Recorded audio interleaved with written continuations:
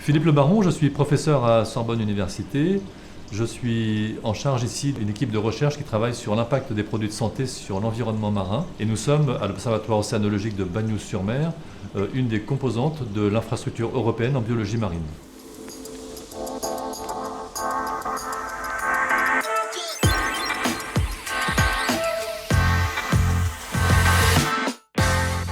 Les filtres solaires sur l'environnement marin, de manière générale, vont avoir soit un impact direct par le rejet direct par l'activité récréative, notamment les baigneurs, soit un impact indirect par le rejet des stations d'épuration, puisque quand on va se doucher ou se laver, en fait, de manière générale, il y a toute une série de filtres qui peuvent passer directement par les eaux usées.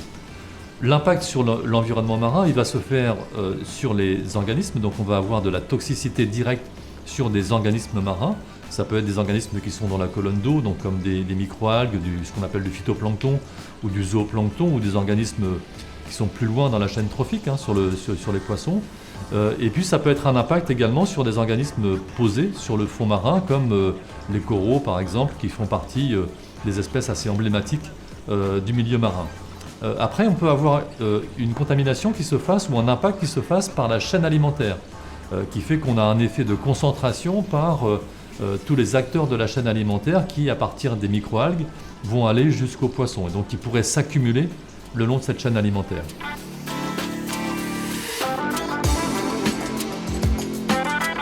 De notre expérience et de ce qu'on peut trouver aujourd'hui dans la littérature scientifique, les filtres qui posent vraiment des problèmes sont principalement l'oxybenzone, l'octocrylène, l'homosalate, l'octinoxate, dont la toxicité a été démontrée sur une large diversité d'organismes marins.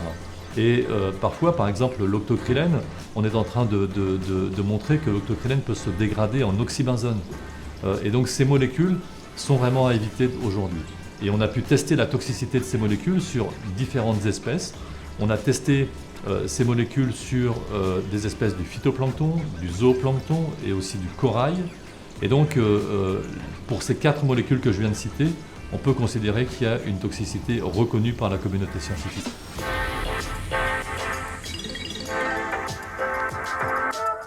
Et ces filtres qui sont plus facilement biodégradables, c'est simplement lié au fait qu'ils ont un peu plus d'affinité pour l'eau.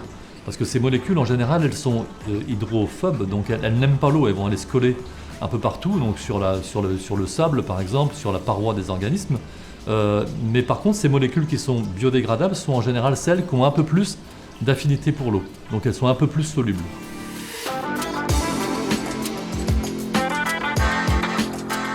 Les filtres minéraux sont peu ou pas biodégradables. Et de manière générale, ils sont moins efficients en termes de protection contre les UV, et les filtres minéraux ne sont pas moins respectueux de l'environnement ou de la biodiversité que les filtres organiques.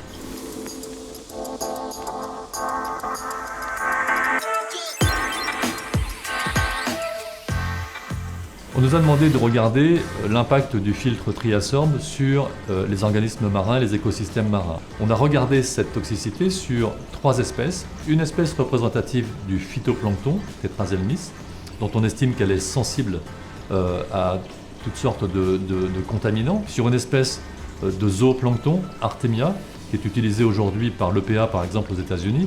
Et on a regardé sur une espèce de corail, qui est une espèce sentinelle de la plupart des coraux qui sont répartis dans le monde aujourd'hui. On a montré qu'il n'y a pas de toxicité pour l'ensemble de ces molécules, dont Triasorb.